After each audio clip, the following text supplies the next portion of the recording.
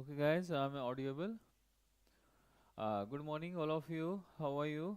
Uh, this is Amit Kumar. First of all, I will let you know about myself. So, I'm Amit Kumar and I teach you ethics. So, today is a first class, I think demo class. So, you should study properly.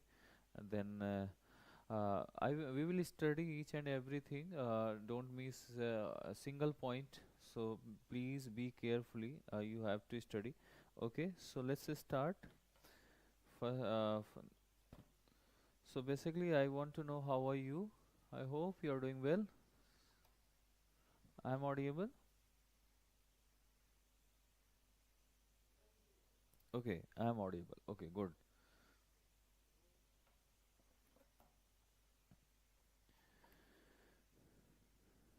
So as we know, ethics. Ethics is the fourth paper, जैसा आप जानते हैं, and this is a very important because it's a single paper, इसमें कोई other subjects नहीं add है. So ये जो ethics है और 250 marks का अकेला है. Okay.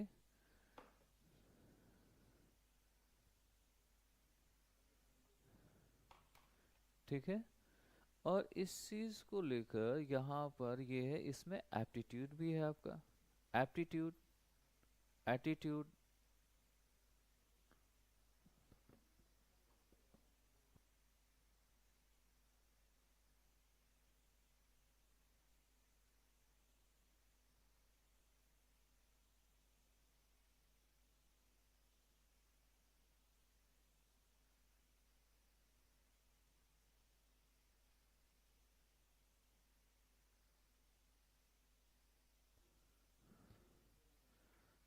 I'm audible. Please check once. I'm audible. Hello, dear students. I'm audible. Yes.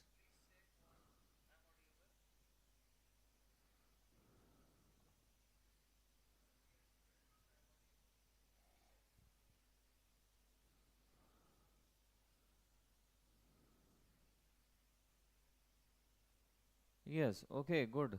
Ansul Bajpayee and okay.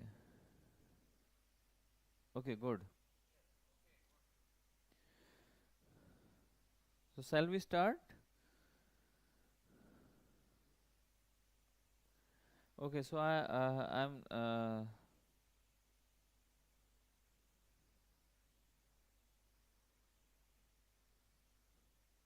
okay. Good. So I'm teaching you about ethics. Ethics, attitude, values. Ethics, not the only ethics word. Ethics, it means basically the morals. Moral, it means ethics. But moral is an individual. What you think about yourself, you are doing right things or wrong things, that is moral. But if you do your work according to society, according to law, according to universal law, so that is ethics. Okay. But sometime we have to think about what we are doing. But a society decides that is right or wrong, ये सही है कि गलत है, ये कौन decide करता है. कई बार सोसाइटी कहती है कि you are doing wrong, but you think you did very well, but society said नहीं, this is a wrong thing. Because क्योंकि वो सोसाइटी तय कर रही. It means ethics. बेसिकली मैं एथिक्स के बारे में ज़्यादा तो नहीं, यहाँ से अब स्टार्ट करेंगे हम. एथिक्स इट मीन्स ये एक philosophy. Philosophy, this is the branch of philosophy. Ethics is the branch of philosophy. That's why it is called moral philosophy also. ये मोरल फिलॉसफी भी इसे बोलते हैं, फिलॉसफी. या फिर हमें एक अदर वर्ड में एक बड़ी सिंपल लैंग्वेज में लिख सकते हैं, moral. Moral plus reasoning is equal to ethics. Why? Because you are thinking about yourself, what you did. But when someone raising a question, आपके सामने कोई क्वेश्चन उठाने लगे कि because why it is right, आपसे कुछ क्वेश्चन पूछने लगे कि कैसे कह सकते हो, how how do you say this is right. So फिर आपको वहाँ explain, you have to explain yourself why I am saying this is right, why I am saying I did right things. So that things, it means that things are called reasoning. So this kind of things are called moral plus reasoning is equal to ethics and philosophy. This is the moral philosophy. So moral philosophy is called ethics. Okay, बस इस चीज को ध्यान देना. And ethics का meaning ये है, this is the study of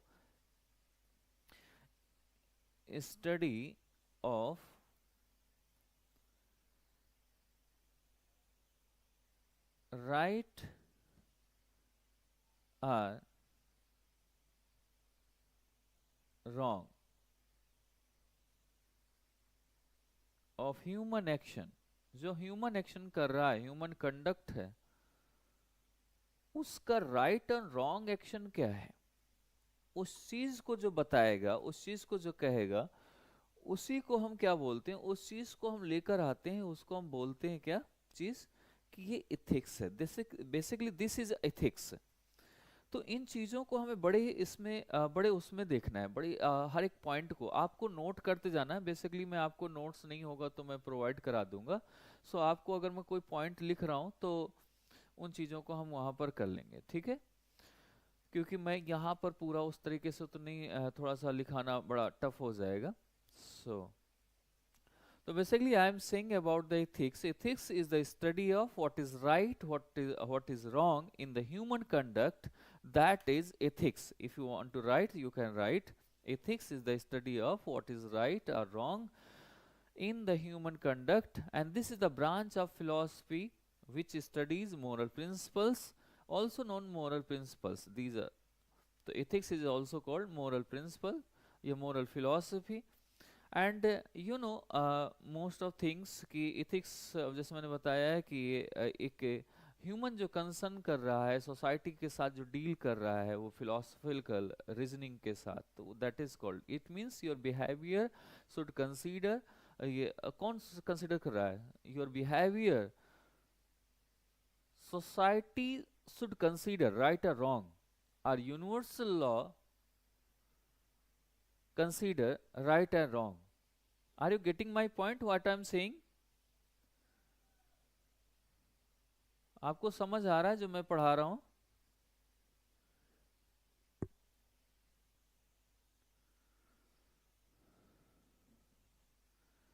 मैं जरूर चैट में थोड़ा सा लिख देंगे ना, सो मैं और बेटर, अगर इफ आपको कहीं भी if you have any doubts then I will explain. Okay, so क्योंकि फिर बाद में क्वेश्चंस नहीं होने चाहिए. Okay, and this is basically, और इसको हमें और समझने के लिए you have examples, lot of examples you have. Like number 1, आप इस पे देख लें, लॉयर्स है ना, लॉयर्स. सम टाइम ऐसा होता है, कई बार सोसाइटी, कई बार आपका प्रोफेशन, यहाँ पर कई बार कॉन्फ्लिक्ट्स बहुत होते हैं. आगे हम कॉन्फ्लिक्ट्स के बारे में पढ़ेंगे, बट यहाँ पर भी है. आप जैसे फर्स्ट ऑफ अपने से ले लो example, if you are doing preparation for UPSC, so you are doing right things और wrong things, because your parents investing money for your study, but you are not doing proper study. So यहाँ पर आपके parents doing right things, it means they are ethical, but you are not doing preparation very well what UPSC need. So it means you are doing wrong things. It means you are not ethical. आप ethical नहीं हो अपने काम के लिए, अपने work के लिए, अपने ड्यूटी के लिए ethical नहीं हो. You should be ethical, you must be ethical, because parents are paying to you for the study, but you are wasting your time and money also. तो वहां पर अगर आप ऐसा करो, if you are doing preparation very well, it means you are doing right things. Right things it means कि आप से इथिकल हो, अपने काम के लिए इथिकल हो.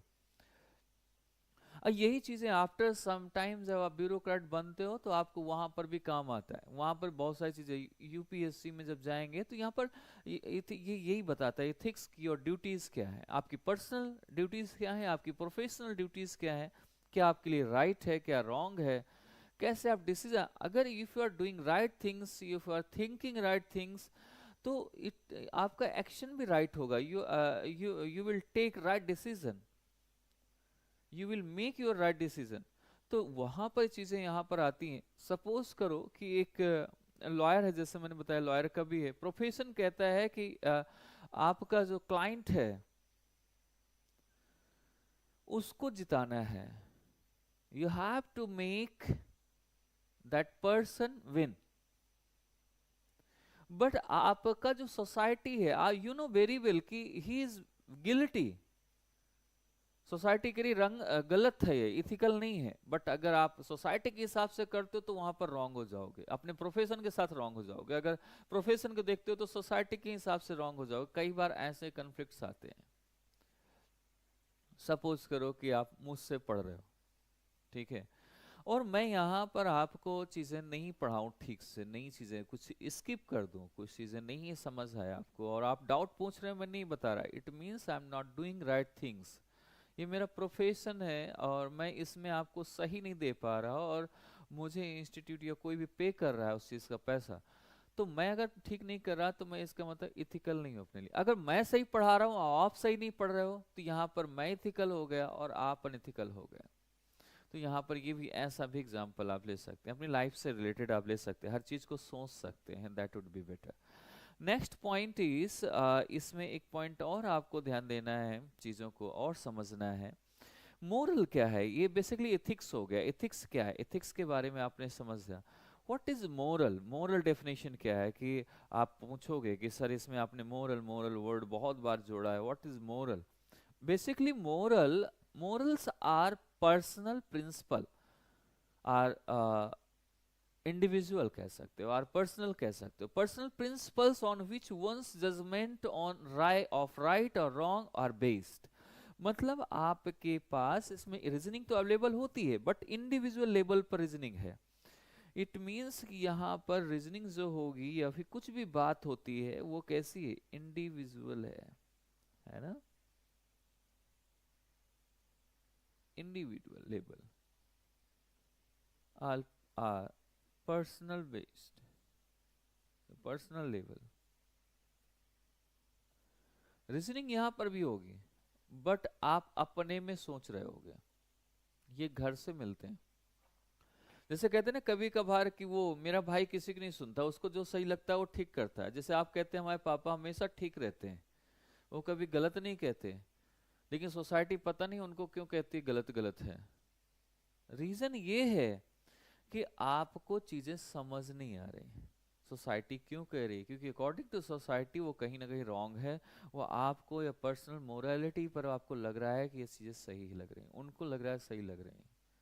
जैसे कई बार आपके लाइफ में होता है, आप जब स्टडी कर रहे होते हैं उस टाइम पे बहुत सारी आती हैं। जैसे कई बार होता है कि पेरेंट्स ने कुछ कह दिया, और खास करके गर्ल्स के साथ ऐसा होता है, कभी कुछ ऐसी बात हुई, इमोशनली बहुत वीक होती हैं, तो बहुत इमोशनल होती हैं गर्ल्स, तो वो कभी कभार क्या होती हैं कि रो देती हैं, है ना, कुछ ऐसे टेंशन में है या फिर उसका, तो वहाँ पर कंधा देने के लिए बहुत सारे बॉयज़ होते हैं, गर्ल्स बॉयज़ क्लासेस में होते हैं, जहाँ भी होंगे, जहाँ साथ में होंगे, वो तुरंत कंधा देते हैं कि नहीं बताओ क्या हाथ है, कुछ ऐसी प्रॉब्लम तो नहीं है। बट आपको उस टाइम पर जैसे जैसे वो थोड़ा सा कंधा दिया, आपने उस कंधे पे रोना शुरू किया, उस, और कोई भी ऐसे कंधा आपको फ्री में नहीं देता, उसका कुछ ना कुछ वो सोच के रखता है, आजकल कुछ ऐसा फ्री में नहीं मिलता है। वो अपना, वो तो रॉन्ग कर ही रहा था, लेकिन उसने फिर इसके बाद जैसे कंधा देने के बाद वो आपका खास हो जाता है, आपके पेरेंट्स से ज्यादा खास हो जाता है। फिर वो आपको ये लगता है उस टाइम पे महसूस होता है कि I am adult person, I can choose my life, and आपको आर्टिकल 21 याद आने लगता है तुरंत, क्या है राइट, है ना, आपके पास राइट है कि आप क्या करो लाइफ में। आप उस टाइम पे उस राइट के चक्कर में, उस फ्रीडम के लिए आप क्या करते हैं, अपना एथिक्स भूल जाते हैं, अपनी चीजों को भूल जाते हैं, सही गलत करना, सही गलत के बीच में जो फर्क है दैट इज एथिकल, वहां पर मोरालिटी लेके आते हैं आप, वहां पर एथिक्स नहीं रह जाता, वहां मोरल्स आ जाते हैं। आपको लगता है कि जो ये पर्सन कह रहा है, जो मैं बोल रहा हूं that is right thing, we are doing right things. We have a right, we have a article 21, we can choose, we can do anything in my life. So वो चीजें जो आपके साथ चल रही हैं, that is bad things, that is unethical things. और आप अपने पेरेंट्स को उस टाइम पे अनएथिकल समझाते हो, अपने पेरेंट्स से लड़ भी जाते हैं कि पापा ऐसा है कि मैं यूपीएससी की प्रिपरेशन कर रहा हूँ, I know very well about myself what I am doing, why are you interfering in my life. So parents उस टाइम पे कहते हैं बेटा this is not good and society what will say. So आपको लगता है कि society थोड़ा ना हमें खाना देती है यार, ऐसे थोड़ा ना, but after some time you will realise कि you did very wrong things. Why? Because that time you can think according to society and you have a knowledge to predict, to know what is ethical, what is unethical, what is right, what is wrong. So that things are called morals. Moral it means, ये आप कह सकते, morals are personal principles. Moral are personal principle on which one's judgment of right or wrong are based. Okay, and now so इसके कुछ ऐसी चीजें हैं. अब यहाँ पर अब हमें डिफरेंसेस देखने हैं, तो you have a lot of differences. You can compare ethics and morals. Okay,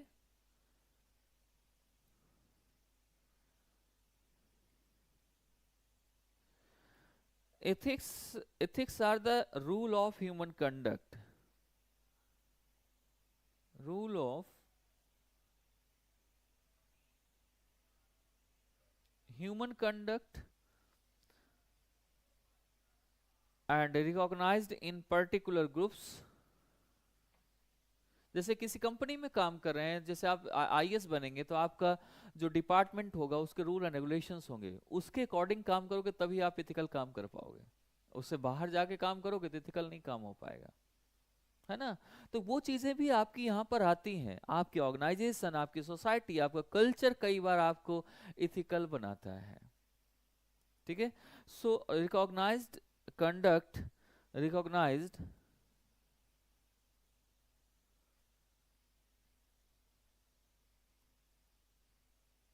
in particular group, societies,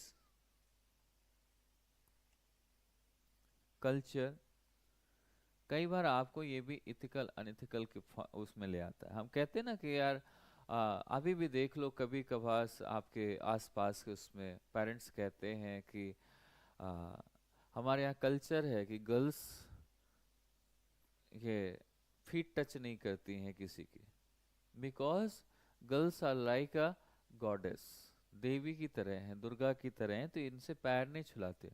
तो ये कल्चर है. सो उसमें कल्चर, उसका इथिकल कल्चर, वो आपको कहीं ना कहीं ठीक सिखाता है कि आपका रिस्पेक्ट वीमेन के प्रति कितना है ना, वीमेन को कितना आप चाहते हैं.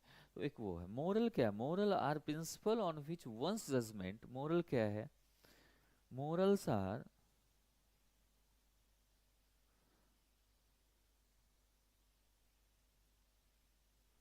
principles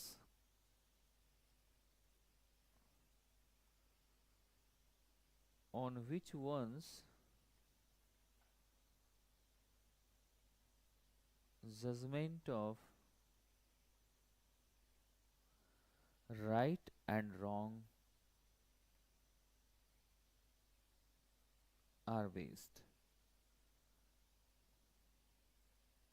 Okay, अब इसमें नंबर 1 पॉइंट ये था. Number 2 point, what is number 2? Number 2 is it is more flexible. It is more flexible. Why flexible? Why we are saying ethics is a more flexible than morals? Reason is very we have a lot of reasons. Like according to time, आपके समय के अनुसार जैसे जैसे आप आगे बढ़ेंगे ईरा में, हर एक ईरा में एक अलग रूल्स आते हैं, अलग चीजें आती हैं, अलग कल्चर डेवलप होता है. So according to era, according to time, we can adopt new things in our life, in our society, in our group, तो हम हर चीज को नए नए समय पर उसे रिफॉर्म करते हैं। जो रिफॉर्म्स होते हैं, जो प्रैक्टिसेस में लाते हैं, वे अडॉप्ट करते हैं। That's why ethics are more flexible. कि हम, लेकिन मोरल्स कई बार अडॉप्ट नहीं होते। आपको होते ना कि हमारे खानदान में ऐसा चला है कि ऐसे नहीं हो सकता, मतलब नहीं हो सकता है, तो वो आपका क्या है ना, आप रिजिड हो चुके हो, आप अब बदलना नहीं चाहते हो, आप उस चीज को समझना नहीं चाह रहे हैं कि आज की सोसाइटी की नीड क्या है, आज के लोगों की नीड क्या है, आज के जो पीपल्स हैं, जो इस समय सोसाइटी जो एक ग्रो करने के लिए जरूरत है, वो हमें मालूम ही नहीं है। हम पीछे चल रहे हैं, लोग आगे निकले जा रहे हैं। So that kind of thing we should think about. So ये है, ये बेसिकली क्या है, ये मोरल्स जो है थोड़ा सा ये कंसिस्टेंट रहते हैं, अनचेंजिंग होता है वो ज्यादातर। ऐसा नहीं कि बिल्कुल नहीं होता, चेंजेबल हो सकता है, एजुकेशन के थ्रू चेंज हो सकता है, कई बार आपके ग्रोइंग उसमें आ सकता है चेंजेस। लेकिन समझना इस बात का है कि यहाँ पर ये मैक्सिमम लेकिन चीजें होती हैं जो अनचेंज हो जाती है। कई बार होता है ना, जो बचपन से आपकी एक आदत होती है, जैसे कई बार होता है आपकी एक बोलने में एक नया तरीका आ जाता है, तो वो आपका छूटता नहीं, बहुत रेयर जाता है। जैसे आपकी आदत में कोई चीज आ जाए, वो बहुत बार में जाती है, आदत बन जाती है ना। जैसे प्यार में अक्सर ऐसा हो जाता है कि किसी किसी की आदत हो जाती है, जब छूटता तो ऐसा लगता है कि जान ही निकल जाएगी। होता है कि नहीं, प्यार किया कभी कि नहीं, है ना।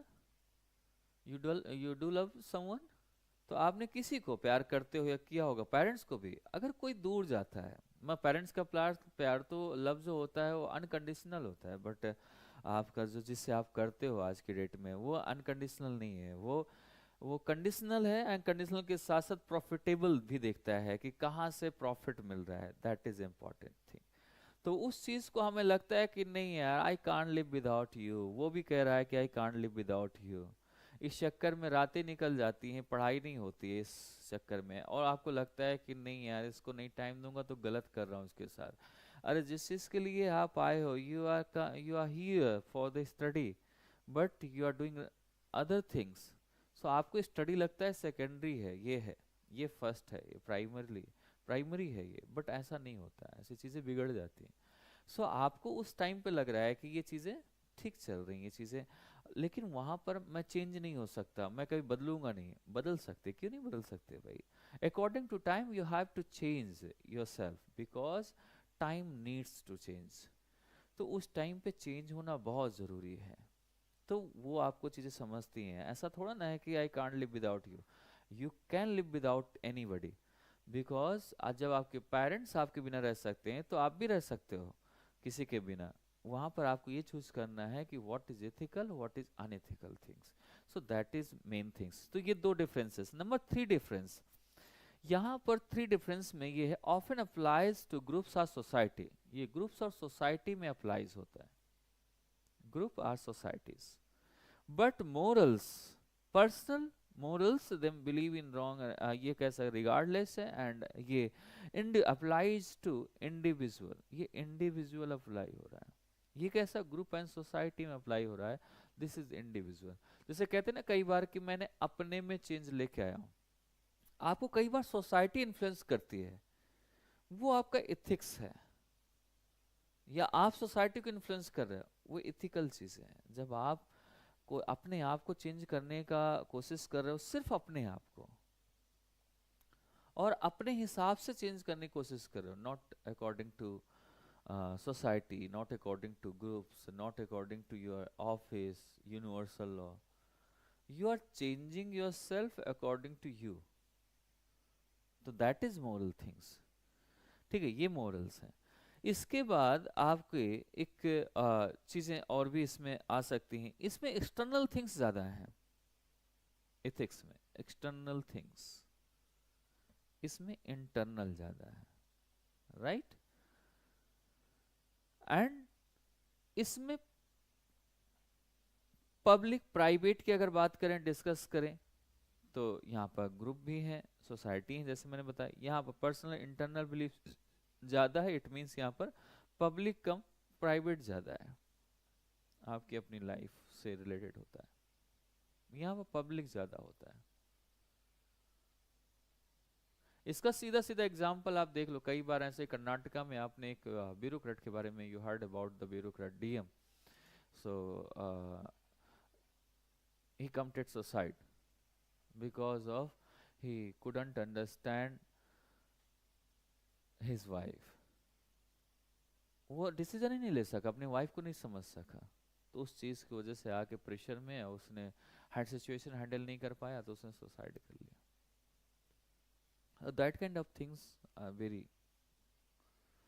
Tough things. ओके, सो ये चीज़ें हैं, यहाँ पर हम इन चीज़ों को लेके आते हैं। और हमें एथिक्स सब काम कहाँ आता है, हमें एथिक्स की ज़रूरत कहाँ पड़ती है, किस किस काम के लिए पड़ती है, क्यों हम एथिक्स पढ़ते हैं?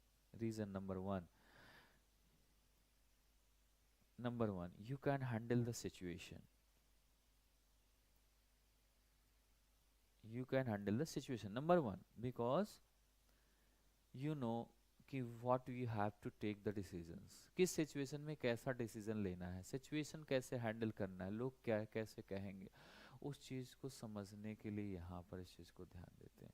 सिचुएशन को हैंडल करने के लिए आपके पास आती है चीज़ें, एथिक्स आपको पता है तो सिचुएशन हैंडल कर लोगे, आप उस टाइम पे इम्पेशेंट नहीं होगे। नंबर टू, इथिकल प्रिंसिपल्स आपके अंदर इनबिल्ड हो जाएंगे।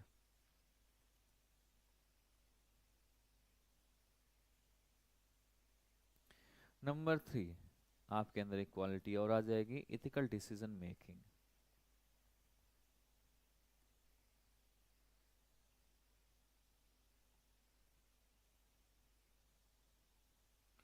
Number four, ethical decision making, and number four is outcome, यानी रिजल्ट जो होगा वो कैसा होगा, वो भी इथिकल होगा, राइट होगा, बहुत अच्छा होगा। ठीक है, तो ये आउटकम्स, ये सारी चीज़ें क्या हैं, ये आपके उसमें काम आती हैं कि भाई आपके साथ कैसे आ जाएगा। आप जब ये चीज़ें आपके अंदर इनबिल्ड हो जाती हैं, so what you will do, you do very, यानी ड्यूटी टू द पब्लिक,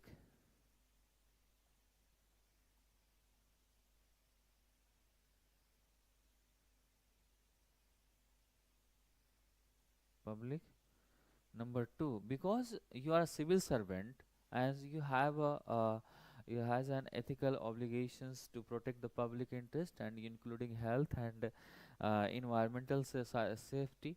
सो बहुत सारी चीज़ें आपके अंदर आती हैं कि चीज़ें यू हैव टू थिंक, कई बार ऐसी सिचुएशन डिसास्टर आ गया तो as a bureaucrat you have to go there and you have to rescue them, आपको रेस्क्यू करना है उन्हें और उनके लिए काम करना है, तो वहाँ पर आपकी ड्यूटी आपको, वहाँ पर आपको सिखाती, वहाँ पर आपको ये नहीं बताता कि यार मैं एक डीएम हूँ, मैं कैसे इन्हें बाहर निकालूंगा, मैं इनके लिए कैसे यहाँ से उठा के कोई सामान एक जगह से दूसरी जगह रख दूँ, बिकॉज आपको वहाँ पर सिचुएशन को समझना है। You are bureaucrat, you are DM, you are district magistrate, but that time you have a you have a responsibilities to rescue them, to save them, आपके पास उसके लिए पर्पस है।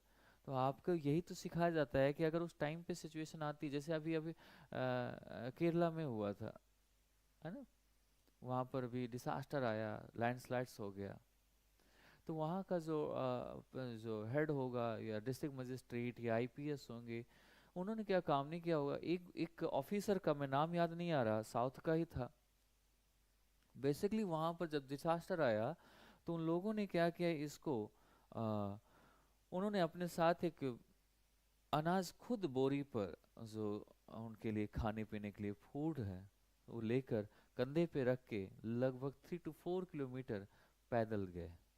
ये एक उनकी ड्यूटी अपनी थी। दूसरी, आप जब ये चीज़ें आपके अंदर आ जाएंगी, नंबर टू आपके अंदर एक चीज़ और चीज़ें हो जाएंगी, क्या किसमें काम आएगी, लॉयलिटी टू द ऑर्गेनाइजेशन,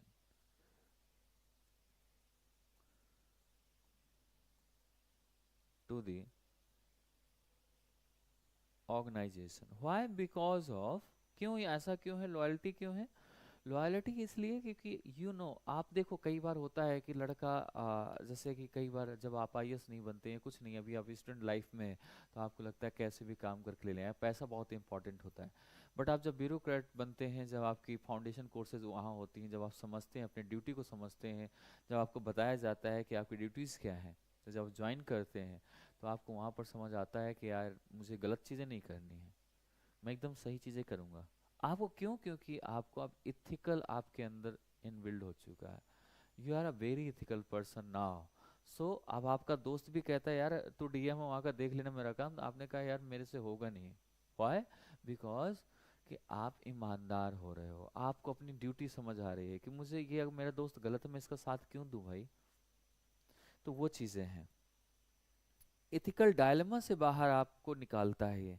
कई बार सिचुएशन ऐसी कंफ्यूजिंग हो जाती है कि आपको कैसे क्या डिसीजन लेना है, तो वहाँ पर इथिकल डायलेमा कई टाइप का आता हो सकता है। आपको ब्राइब मिलना शुरू हो जाए, इट मीन्स करप्शन, घूस मिले, तो इथिकल डायलेमा से बाहर निकालना भी इसका इथिक्स का काम आता है यहाँ पर।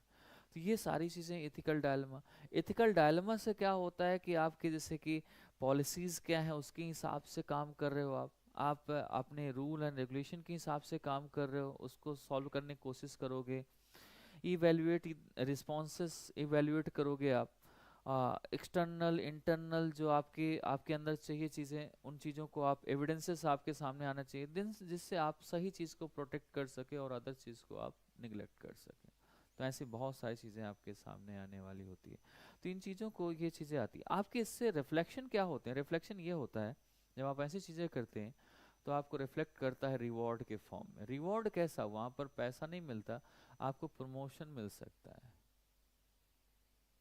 आपके काम को अप्रिशिएट किया जाएगा। So that kind of things are rewards for you. जब आप अच्छे काम करते हो, आपसे करने से पहले कोई डरेगा चीज़ों को लेकर, तो ये सारी चीज़ें इसमें आ जाती हैं। तो इसे हम बोलते हैं एथिक्स, बेसिकली यही एथिक्स है। अब हम चलते हैं इसमें से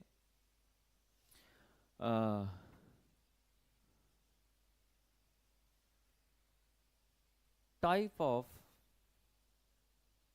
ethics. Do you know about type of ethics?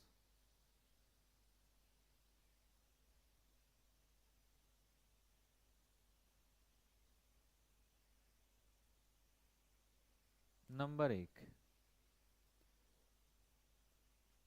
Meta ethics. Number to,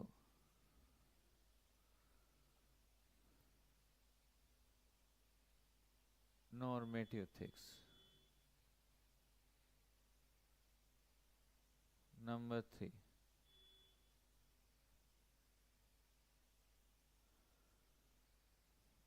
cooperative ethics भी कह सकते हैं, या फिर से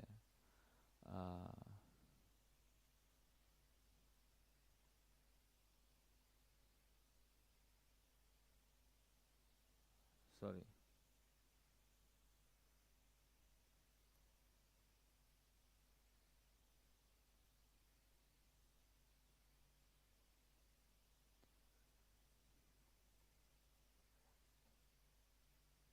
नंबर फोर, अप्लाइड एथिक्स। अब इसमें इतनी बारीक चीज़ है ना, इतनी छोटी छोटी चीज़ें हैं जो आपको समझना है इसमें, इतनी छोटी छोटी हैं कि आप इसे समझना थोड़ा सा आपके लिए बहुत, कि है सारी चीज़ें एक ही, लेकिन इनमें हमें क्या क्या चीज़ें हमें ध्यान रखनी है, कैसे कैसे चीज़ें होंगी हमारे साथ, क्या बदलेंगी इसमें, कैसे आएंगी हमारी। तो जैसे मैंने बताया कि मेटा इथिक्स, नॉर्मेटिव एथिक्स को एक पॉइंट और कभी कभी लिखा जाता है, प्रिस्क्रिप्टिव एथिक्स भी कहीं कहीं लिख के आता है, तो आपको कंफ्यूज नहीं होना। कई बार ऐसा होता है ना, वर्ड्स का एयर फेयर हो जाता है, फिर लगता है कि यार सर ने पढ़ाया नहीं, इसे इसको बताया नहीं। डिफरेंसेस कुछ नहीं है, उसी का नाम होता है। जैसे कोऑपरेटिव एथिक्स है, ये सॉरी कोऑपरेटिव या कंपैरेटिव एथिक्स ऐसे बोलते हैं, कंपैरेटिव एथिक्स है। और कंपैरेटिव एथिक्स के साथ साथ इसको एक वर्ड और बोलते हैं, डिस्क्रिप्टिव एथिक्स। ठीक है, डिस्क्रिप्टिव एथिक्स कह सकते हैं। Number four, applied ethics. तो सबसे पहले हम, और ये भी थ्री पार्ट्स में डिवाइड है, मेटा तो मेटा ही है, मेटा में कुछ दूसरा नहीं है चीज़ें, बट नॉर्मेटिव एथिक्स डिवाइड है थ्री पार्ट्स में। नंबर वन, डियोंटोलॉजिकल, ये थ्री पार्ट्स में है। deontological ethics. Number 2, teleological ethics.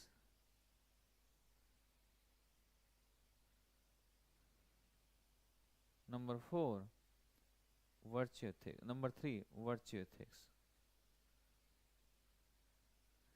And this is also divided in many parts, like number 1, bioethics, cyber ethics, environmental ethics. ठीक है, मैं इसे थोड़ा सा ऊपर साइड कर देता हूँ, शायद आपके इसमें नहीं आ रहा होगा. So bioethics, cyber ethics, environmental ethics, international ethics.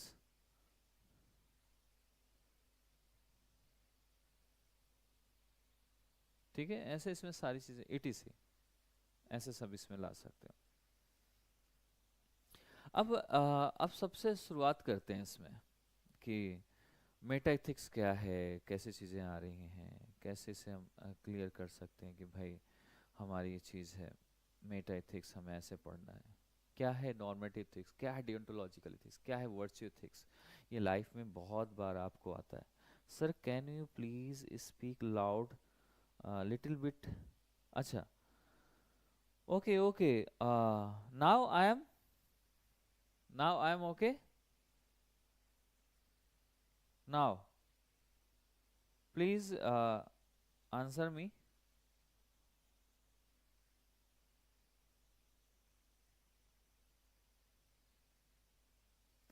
Okay, so let's start with meta ethics.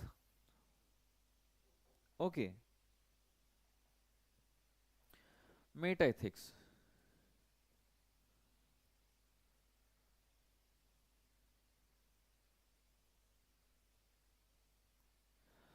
Do you know meta ethics? Have you heard about this word meta? So meta ethics basically it means like example में मैं आपको समझाऊं. What is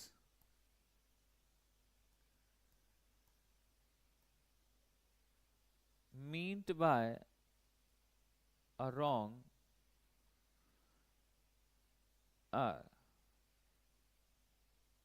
right action. मतलब Meta ethics की अगर मैं बात करूं तो Meta ethics is ethics about ethics. Meta ethics is ethics about ethics. मतलब एथिक्स के अंदर एथिक्स, यानी आपको ये समझना है कि राइट है तो राइट की डेफिनेशन क्या है. You have to deal the question with definition of right and definition of wrong.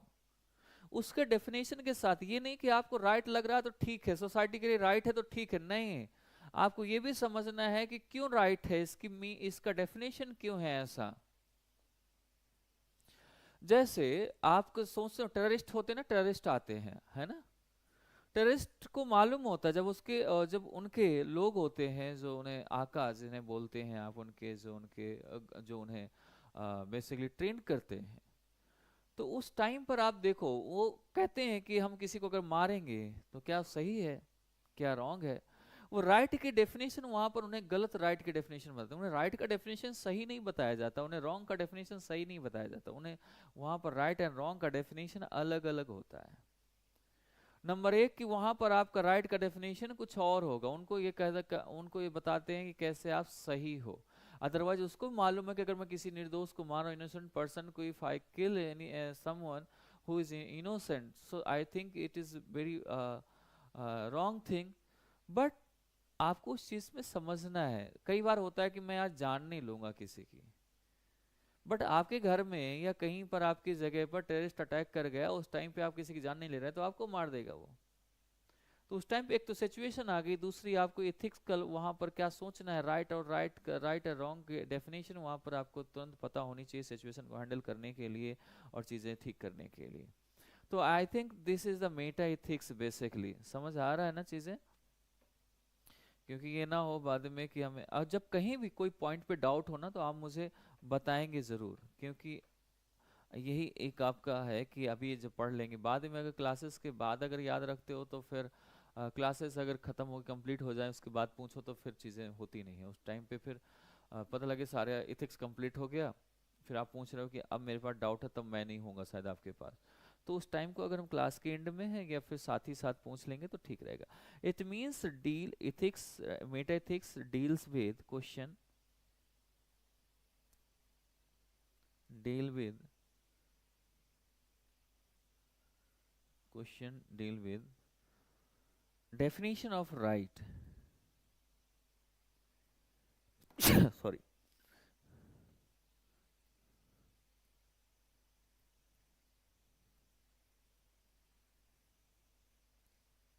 right and wrong, and actual definition of meta ethics. Meta means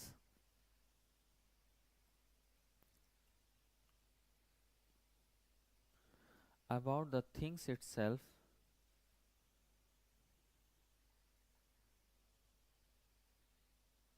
about the things itself. Okay, and so now you can say the meta ethics. So meta ethics is meta ethics is ethics about ethics.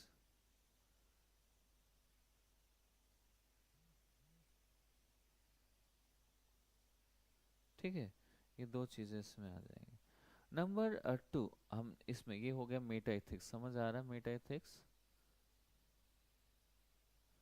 Number 2 पे चलते हैं हम,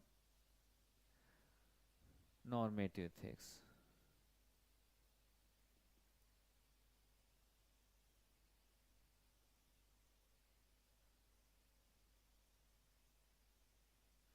पहले तो हम normative ethics को समझेंगे, फिर इसके बाद अदर अदर पॉइंट को उसको समझेंगे।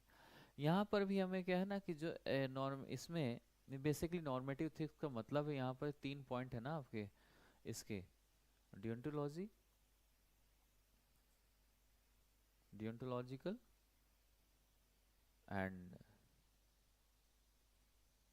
Teleological, number 3 virtue. इसका मतलब जानते हैं क्या है, जब कोई चीज आपकी स्टार्ट होती है, ठीक है, डियोंटोलॉजी का मतलब स्टार्ट करने के टाइम पर ड्यूटी, आपकी एक्शन जब ले रहे होते हैं कि आपका एक्शन कैसा है, ये होता है आउटकम। बेसिकली आपके एक्शन का रिजल्ट क्या आया, what is the outcome, what is the result of your action.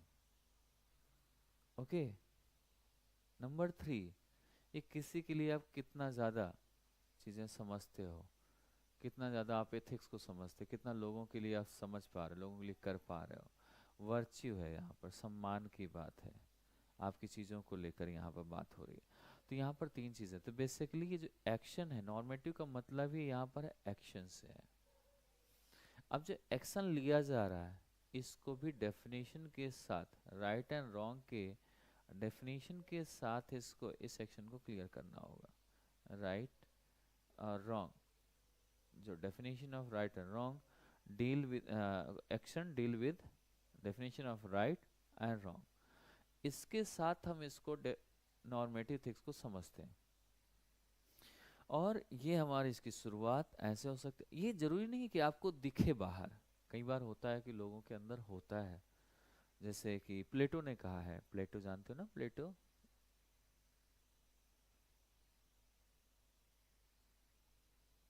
he is the philosopher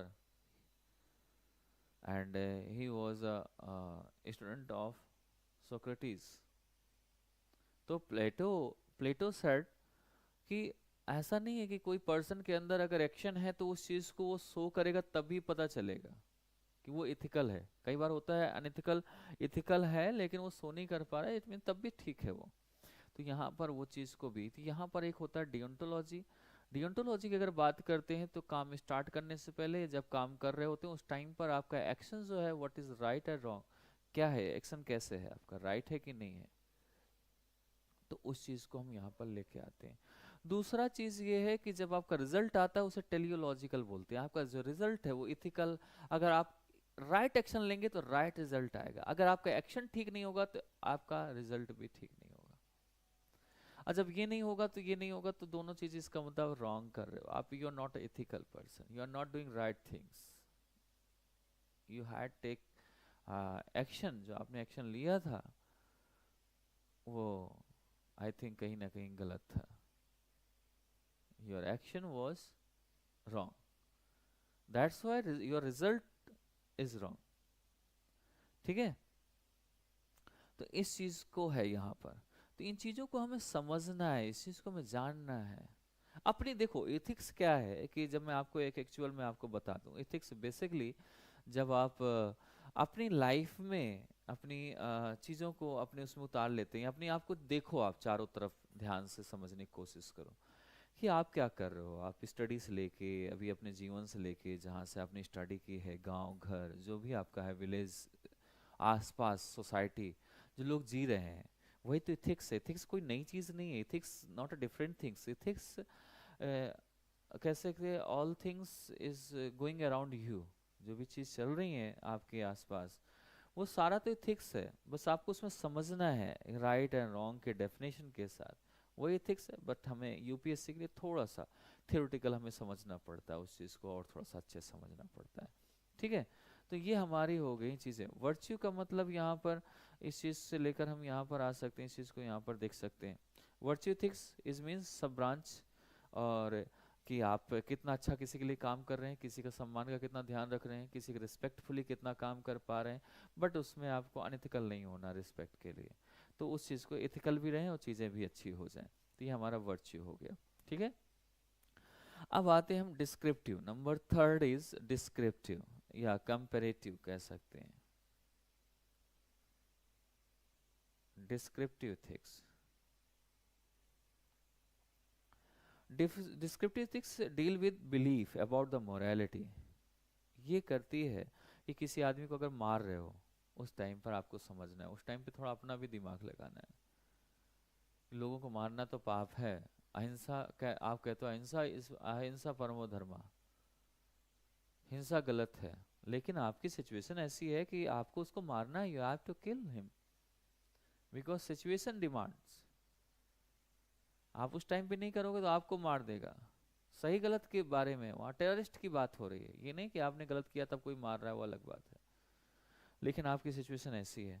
तो इट मीन्स इसमें हम क्या करते हैं, deals with peoples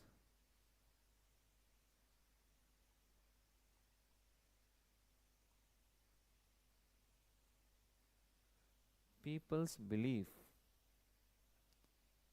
about morality and also deals with, आप इसमें कैसे deals with what society thinks as good और bad,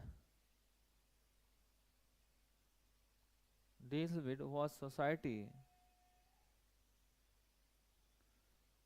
think thinks as good or bad, क्या सही क्या गलत सोसाइटी जो तय करती है। या फिर कह सकते हैं एक इसके इन्वेस्टिगेशन किया जाए।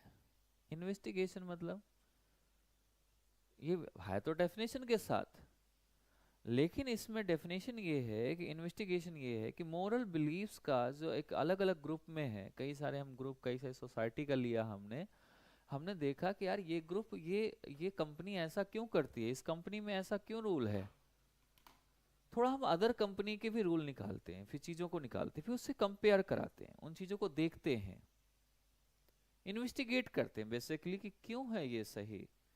हम उसमें डेफिनेशन पे न जाके हम दूसरे के साथ कंपेयर, पूछ पुराना कोई ऐसा केस पड़ा हो उसके हिसाब से चीज़ों को देखते हैं, इन्वेस्टिगेट करते हैं, कंपेयर करते हैं।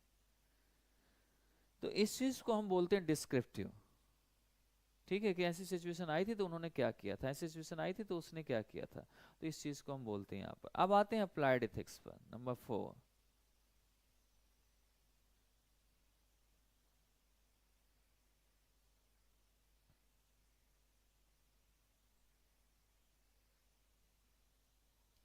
The most practical branch of ethics, ये क्या है, बहुत ही प्रैक्टिकल ब्रांच है, deals with ethical questions, specific practical fields. जैसे कि आप साइबर में हो तो आपको मालूम है ये प्रैक्टिकली कि कितना नुकसान कर रहा है कितना सही, उसके हिसाब से आप काम करेंगे।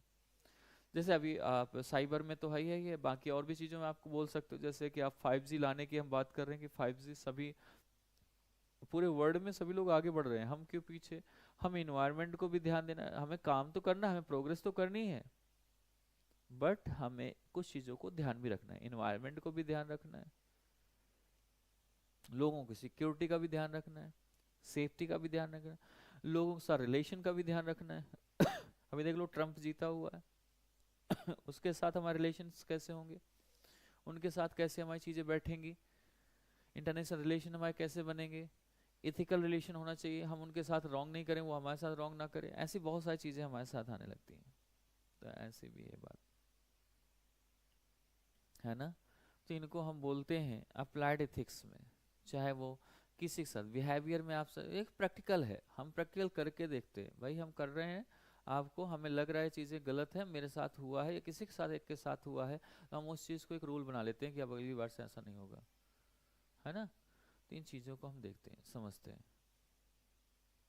तो ये जितनी भी होल थिंग्स हैं ये सारी की सारी एथिक्स का पार्ट है। अच्छा, ये हमारा आज का डेमो सेशन हो रहा है, यहाँ से कंप्लीट हो रहा है। नेक्स्ट जो हमारा कल का सेशन होगा वो ह्यूमन इंटरफेस होगा, ह्यूमन इंटरफेस, ठीक है। और फिर इसके बाद अलग अलग टॉपिक्स, वैल्यू, एटीट्यूड, ऐसे सारी चीज़ें आती रहेंगी, इथिकल वैल्यूज, फंडामेंटल एथिक्स, ये सारी चीज़ें आ जाएंगी उसमें, एप्टीट्यूड। तो इन सभी चीज़ों को हम पढ़ेंगे आज का। आई थिंक आपके पास कोई क्वेश्चन हो, कोई आप पूछ सकते हैं, आपको समझ आया होगा जो भी मैंने पढ़ाया। I hope you are getting my points, है ना। Have you got it what I taught you? If you have any doubts, any kind of doubts in ethics, and what you want to ask, then you can ask me without any hesitation, ठीक है।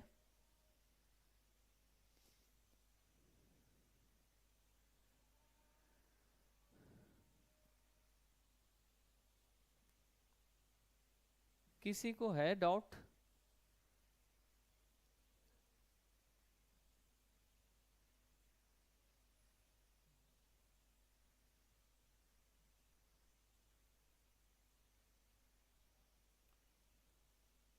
No doubt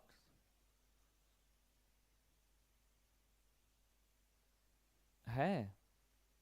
समझ नहीं आ रहा मुझे, क्योंकि किसी question आ नहीं रहे और सभी के एकदम क्लियर है क्या? देखो डाउट्स का मैं बता दूं, डाउट्स या तो आप आपको सब कुछ समझ आ रहा है तो नहीं डाउट्स आपके आ रहे, या तो आपको कुछ समझ नहीं आया तो डाउट्स नहीं होते।